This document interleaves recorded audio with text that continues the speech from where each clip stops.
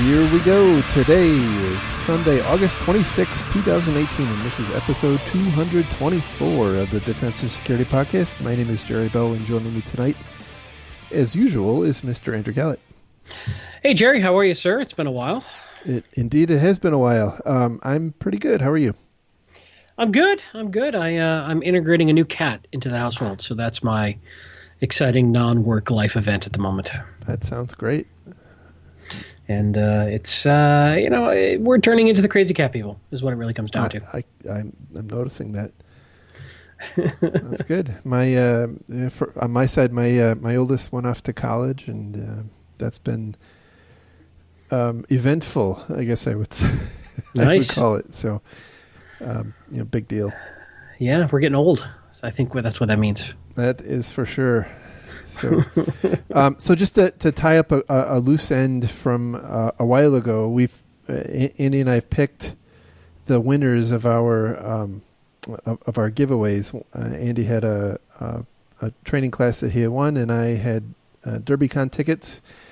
And we've selected the winners, and we'll be contacting them, and we'll ask if they are okay with us mentioning their names.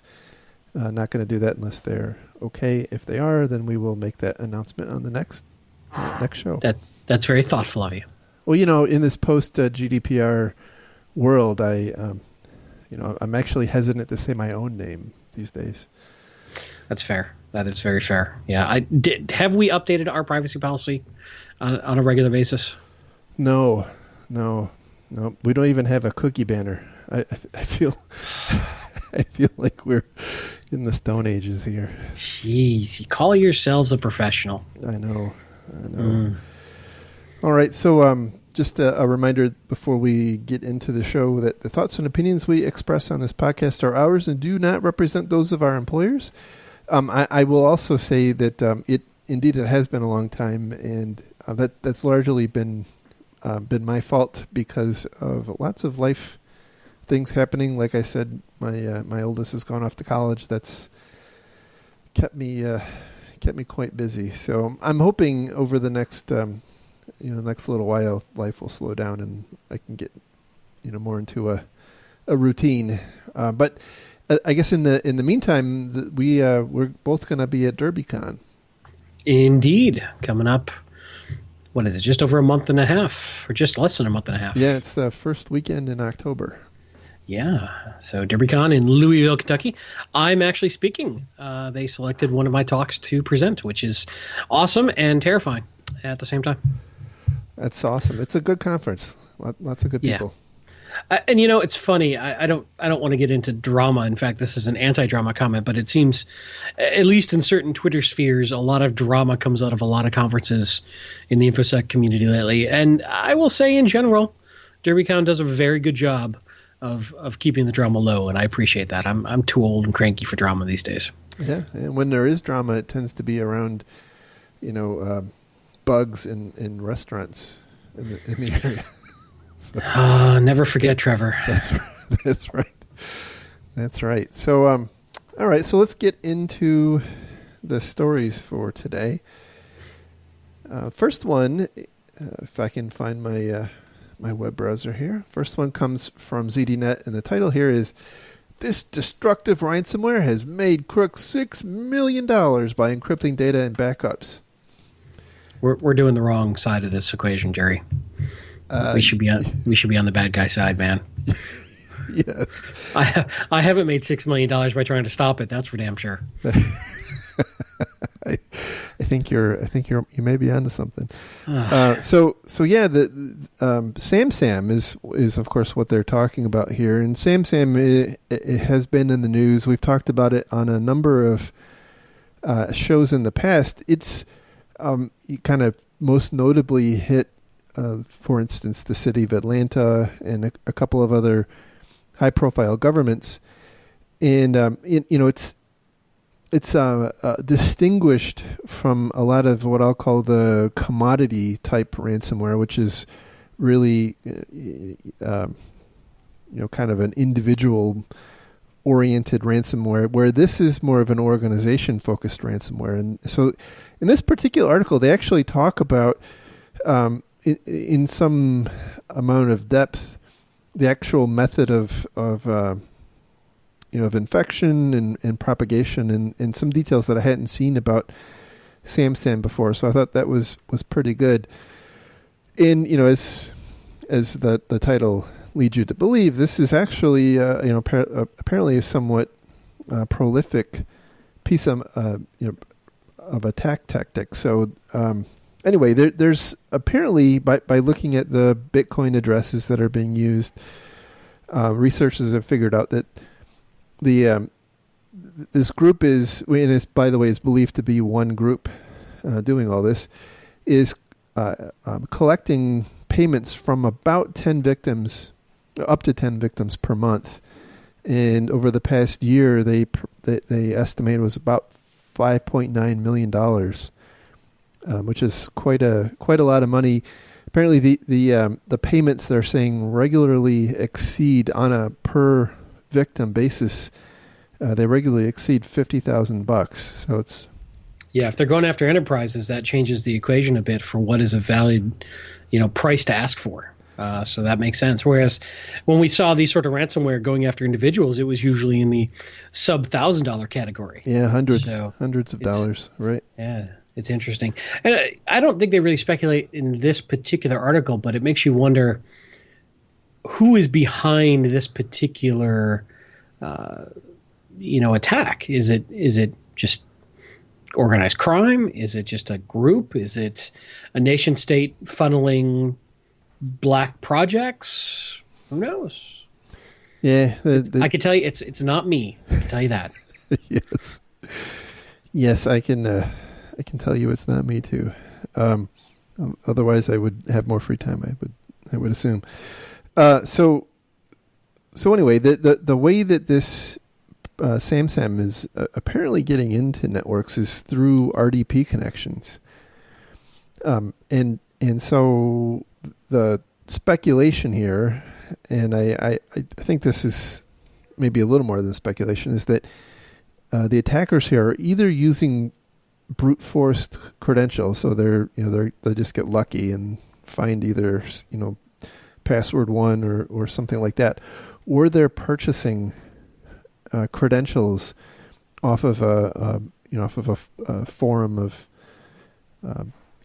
stolen credentials, and then by the way, that's just the beginning, right? So that's just how they get in, and apparently once they get in, they kind of launch what appears to be a fairly sophisticated operation, which obviously they don't want to get caught, so they're trying to be relatively quiet. But I guess it all starts with them trying to elevate privileges to administrator, some kind of domain administrator type account, and which says to me, by the way, that this probably is an attack that most likely exclusively works on Windows networks, with Active Directory domains and stuff like that, which should give us some idea of techniques to help defend against this. Not that we shouldn't use Active Directory, but maybe if you have to for whatever reason expose RDP to the internet, maybe that shouldn't be part of your domain. I'm just saying. Well, one thing I've seen is a regular disconnect, especially at large organizations, between the folks running Active Directory and the security folks. Yes. It's not that the AD admins don't care, but they're usually so busy doing the AD admin stuff that the security and the hardening and all that kind of stuff is usually a nice to have luxury that they never have time for. And, I see that definitely as a challenge. True. Very, very true. And, the other thing that's interesting is as you get into larger and larger organizations, it seems like it's really unwieldy to try to make smart decisions across the entire organization from a security standpoint, or set enough policy across the organization. So it gets tough the bigger you get, it seems like. Even though you have more resources, you have more money, you have more tools, there's 1,000 little decisions every day that goes into these sorts of things. Yeah, you just have more cats who are trying to run all over the place. Right. Absolutely. And it's not that people don't mean well, but we live and breathe security every day, and they're trying to, they're trying to do their job. That's right. Yeah. Yeah, absolutely. But it's an interesting one. Yeah. And, the other thing I thought interesting about this is that it goes after backups too. Yeah. So apparently they have kind of prioritized targets. First thing they tried to disable is backups. And there's not a lot of details on what exactly they're doing. There's a couple of articles linked that try to describe it, but they don't actually make sense. So I'm not even going to bother trying to explain it. But needless to say that it makes sense, right? If you're trying to compel a victim to pay, it behooves you to destroy their backups before you launch your attack. And then apparently it prioritizes data files over non-data files when it's when it's performing its encryption, but it will eventually, as it says, encrypt almost everything on systems. So which is handy, except you don't have the encryption keys. Correct. I mean, you could pass a PCI audit, though. Hey, look, everything's encrypted. It's all encrypted. That's right. We just don't have the keys. And it's so secure, we can't even open it. That's right. Sorry. And so they actually do go on to say that the attacker, I guess, is relatively reliable in terms of providing the decryption keys if you pay. But they point out that the process of decrypting is kind of an exercise left to the organization, right? They give you the tool and the private key to decrypt the files, but that's basically all you get. You got to figure out. The bad guys, they're missing a perfect business opportunity. So now they could offer a decryption as a service for a small additional fee. Yeah, they need like some kind of plugin that works with like LANDesk and BigFix and what, 50 grand for the key, an extra 10 grand, and we've got an automated tool that'll help you restore everything, a help desk that you can call into. Right. Right. I mean, look at the money they're leaving on the table here. Why are we still on the good guy side? Because we have brilliant bad guy ideas. Anyway, so let's move on to the next story. This one comes from bleepingcomputer.com, and the title here is Reddit announces security breach after hackers bypass staff's two-factor authentication. This was big news a couple of weeks back. Reddit, most of the internet, it has at some point been on Reddit, and apparently some unknown attacker compromised a Reddit administrator's account, and that, by the way, is kind of a complicated process, and there's some open questions on this because they would have had to know the user ID, the password, and the phone number in order to perpetrate this attack. But effectively, the two-factor solution, and if you happen to be engaged in social media at all, you probably saw another bout of the SMS is not two-factor hoopla that kind of pops up every now and then when something like this happens. But basically, Reddit did apparently use SMS as their second factor. The attackers knew how to bypass that, and were able to capture the second factor token, log in, and then apparently stole a site backup from May 2007. Now, it's not at all clear, by the way, why they went after that backup, if that was the only one that was available or what. First off, let me give Reddit a lot of credit for keeping backups over 10 years old. Yeah. That's, that's some serious dedication to storing backups. They did have good backups. I mean, you're absolutely right. So from the SMS, are we thinking that they did some sort of SIM reassignment or phone number reassignment to a new SIM to get the token? That is not clear. So there's two common ways that this happens. One is well, actually, I guess there's a couple different ways, right? You call in and trick the phone company, right? There's the SIM cloning, and then there's the SS7 spoofing. Right. But somehow they intercepted it, but we're not exactly sure how right now. That's correct. And so by the way, this always kind of brings up recently at least, brings up the point that SMS is maybe not the best choice for two-factor authentication. And, and of course the counter argument is, well, it's better than not having any. And, I suppose depending where you kind of fall on the risk spectrum is probably how material this problem is to you, right? I mean, yes, it is a problem, right? But it is also better than nothing. I mean, you have to have some level of sophistication to pull off this kind of an attack. Yeah, it raises the bar. So yeah, I concur. It seems like whenever we hear about some of this, people basically say, give up on all two-factor using SMS. And I would say, well, I think it depends on the risk tolerance and the situation that you're using SMS two-factor in, and how important is that data that you're securing. If your choice is static password only or static password plus SMS two-factor, I would still use the two-factor in most situations. Now, does it have weaknesses? Does it have edge cases that people can pop it? Sure. But I still think it's a useful technique. I think, it's a ubiquitous messaging system that everybody, including non-sophisticated IT users or home users, pretty much has access to. Right. And so that makes it useful because it's so ubiquitous. Is it perfect? No. But is it getting people used to the idea of two-factor and perhaps getting them, comfortable and trained for it so that they can go to a more sophisticated one?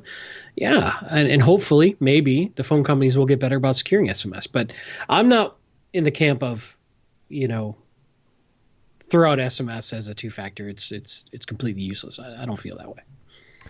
No, but at the same time, though, I think it's, if anything, right, this is probably showing that the level, and again, we don't know who perpetrated this attack, and maybe it was a more sophisticated actor. We don't really know, but it kind of does point out that it can happen, right? And it is not necessarily, always going after, $1 billion payout. So it probably does make sense for people to start thinking about, okay, what is the roadmap to get to something more secure? I think it's foolhardy for us to say, let's drop SMS because it's useless, which I think is what you basically said. We get, it's better than static password only. Right. So anyway, I mean, the flip side is you don't want to have a false sense of confidence and security with it either. You need to know its weaknesses.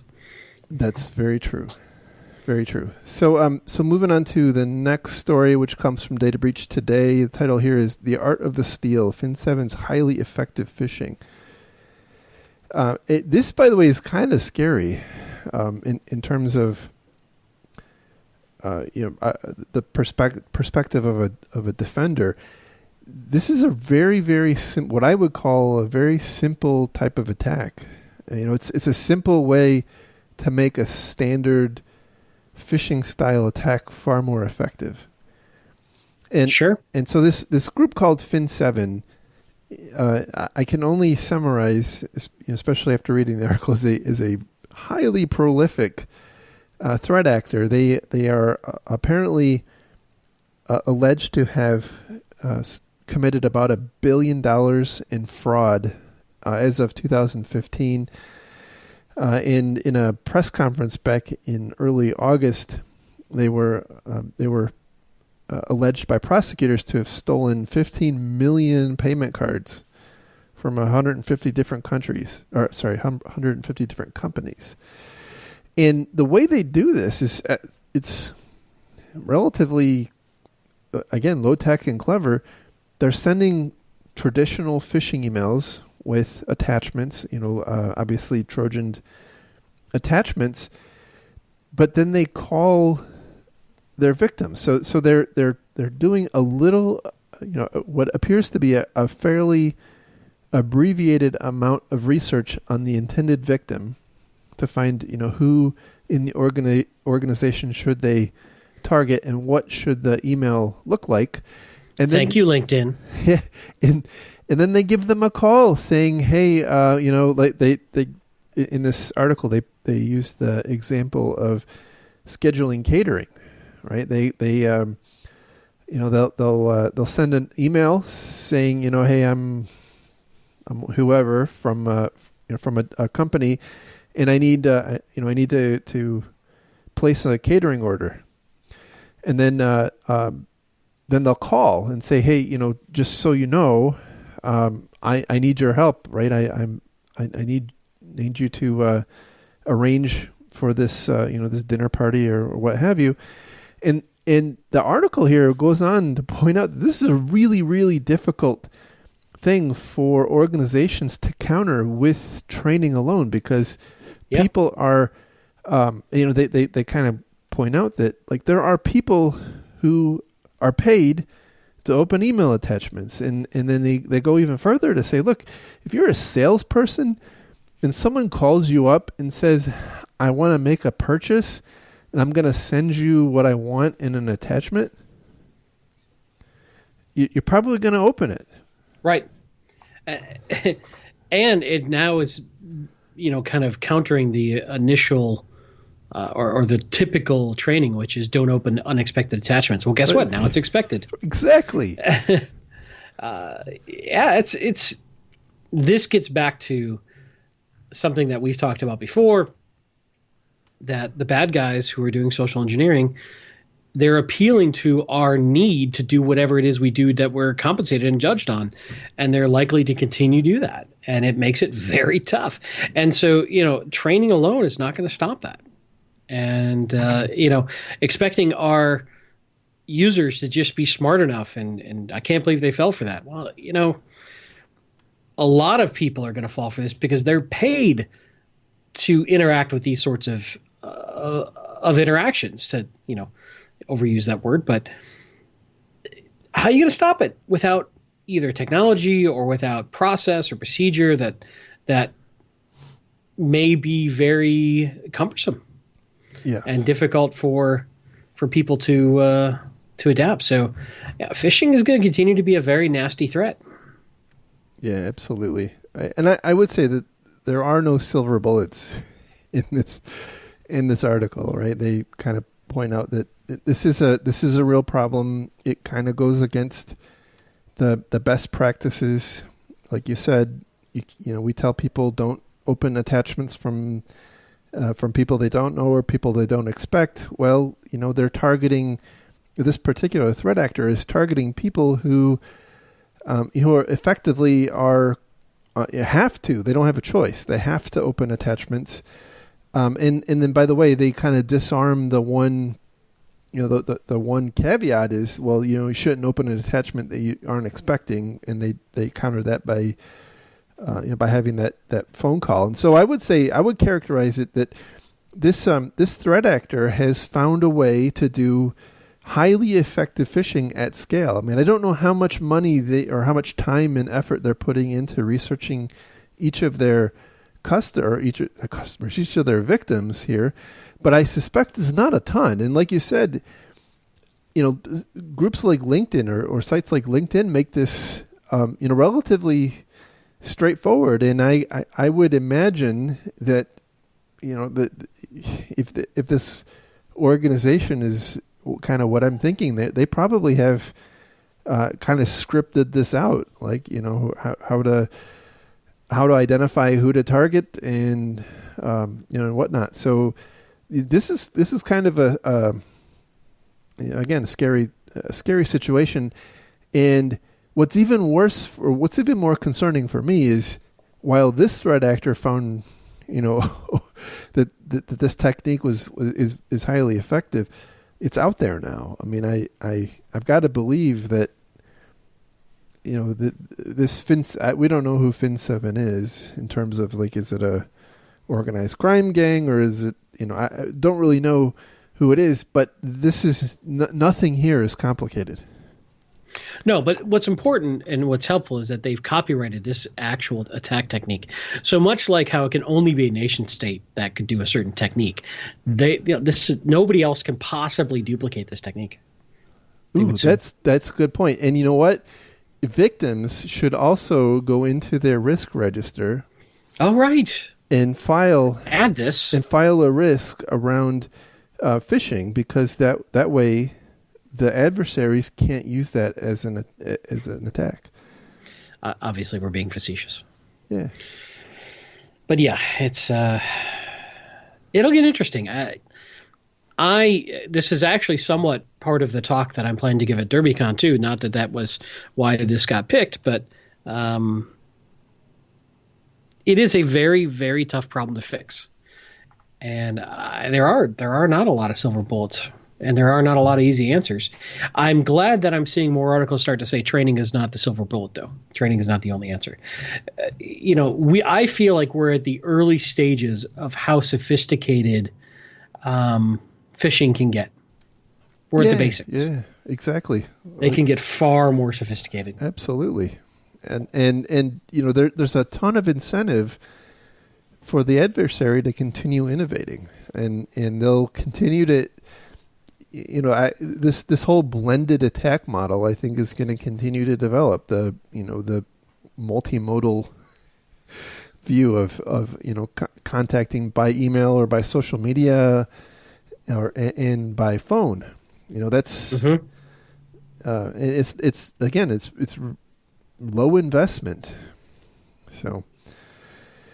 Anyhow, moving on to the last story. This one was, I thought, really great. It's a follow-up to the NotPetya attack from last year. It comes from Wired, and it's it's one of those kind of long-form articles that really focuses on the experiences of the company, shipping company named Maersk. And Maersk is one of the largest, if not the largest, ocean shipping companies in the world, and as is well known, they were just ravaged by NotPetya in the in that event, and it kind of walks through the timeline as it as things unfolded in Maersk. And I mean, this thing is a very long article, so we're not going to do it justice, but it's definitely worth a read. But there, some of the high points, I would say, that there was a comment or a discussion about how their entire IT was decimated. All their servers and whatnot. They had pretty good backups, except for Active Directory. They had as a globally, and I see this, by the way, quite a lot. I see this kind of concept quite a lot. That AD is your favorite whipping boy.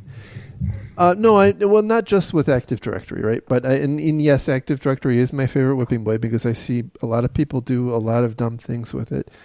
But in any event, what I see a lot of companies who are globally distributed in nature do is they kind of set up mirrored, replicated systems in geographically diverse areas. The thinking is that if if one or more of those sites, if a volcano erupts underneath it, well, it's not going to affect the other sites. But that does not, it does not account for, right. a destructive attack. It's their backup, it's their DR, it's their failover, assuming a specific threat model or a specific event, right, and not accounting for this. Yeah, right. And I would say that Active Directory is a little bit of a unique case, because it's one of those things where, like, things would have to be really, really, really bad for you to think about restoring from a backup of Active Directory, because it's just a god awful mess to consider doing that. And so I could definitely see how you would come to the conclusion that it's also highly dynamic. Yes, like, a 10-minute-old backup is probably pretty severe in terms of changes for a large organization. And that's the reason, I think, why they end up here. Anyway, so all that apparently Maersk has or had about 150 domain controllers throughout the world, and they were all nuked. They were all wiped, and they had no backups, except that they had a domain controller in Ghana, in an office in Ghana, that had lost power apparently the day before and hadn't regained power. And so it was off. It was powered down. New plan. You select one of your AD controllers at random or at planned and have it off for 24 hours at a time, and then you rotate.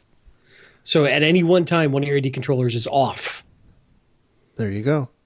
Or at least unplugged from the network. It's brilliant. I need to sell that as a Blinky box. You should go patent that. Active Directory Resilience Program. You should go patent that idea. That's gold. That's DR gold right there. So they got lucky, is what it comes down to. So they could use that to start rebuilding and replicate off that guy. Correct. Yeah. Correct. Because it had, as long as they knew that as they started to rebuild, there was no remnants of the attack code or other malware still in the environment they were plugging back in. Yeah, and the challenge is that they're, being a global company like Maersk, they're very complicated, right? So I suspect their Active Directory structure was very complicated and very attuned to their specific needs, and would take probably a whole lot of effort to rebuild. So they actually talk a little bit about some of the challenges they had in recovering the backup, because they wanted to transfer it over the internet, but found that it was going to take like weeks because of the speed of the connection out of Ghana, and so they were going to send someone from their London recovery command center. But nobody there had a passport to get into Ghana, so they decided to have someone from London meet someone from Ghana at an airport in Nigeria, and kind of handed off the hard drive. I'm sure that didn't look suspicious at all. I think I read about this in a William Gibson novel back in the 80s. I'm sure that didn't look suspicious to security at all there. But yeah, so that kind of got them up and running, and then much later, the CEO in a presentation talked about how in the course of 10 days they had rebuilt 4,000 servers and 45,000 PCs. But even so, they as the article says here, that even at that, the actual recovery continued on 24/7 for another 2 months after that. I can't even imagine what it was like to be in their IT department for that. It's really crazy when you read through some of the stuff here, and keep in mind this is it's Maersk, right? They have giant ships full of containers.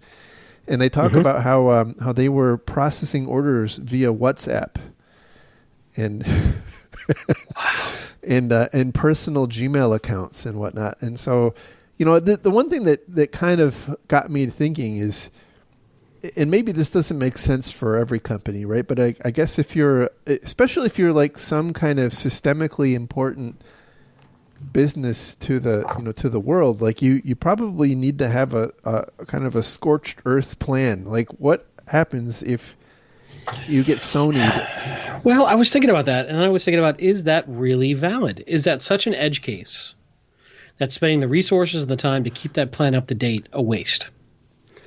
How much of a plan does it need to be? But you've worked at large companies. I've worked at large companies. Those things take on a life of their own, and then they got to be updated quarterly, and then they got to be vetted, et cetera, et cetera. Internal audit has to come in and looks at it, and then tested, and then. Yeah. I mean, I hear what you're saying, but it makes sense at an abstract level. But then I think about all the bureaucracy that spins up around these things and the life of their own that they take on, and I fear that you have a finite amount of resources. And clearly this is a terrible event, and I'm sure that they wish they would have had a plan. Mm-hmm. But on the likelihood scale, is there other areas that they should be spending those resources on that's more likely to hit them? Probably so. But I guess when I say have a plan, I'm not thinking have a binder, right? I'm thinking, like, what would you do? Would you tell people to use Gmail or to use WhatsApp?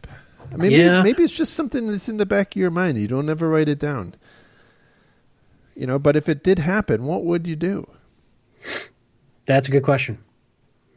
Before or after I short the stock? But if there's one thing that Equifax should teach us, is that's a terrible, terrible idea. Yeah. That'll get you in Martha Stewart prison. Yeah. Which, by the way, I think we talked about that, but I think the second IT person associated with Equifax was just convicted of insider trading. So, Yeah, don't do what I just said, guys. Watch yourselves. Yeah, insider trading is nasty. Don't do it. I hear what you're saying, and it's fun to think about it. Like, it's kind of like the zombie apocalypse of the IT world. Like, what would you do if, like, the entire thing fell apart and you had to restart from scratch in your Montana hut after you finished your manifesto? But I think that would just get so out of control for a large company. But I like the concept. I'm just gun shy of auditors. Yeah.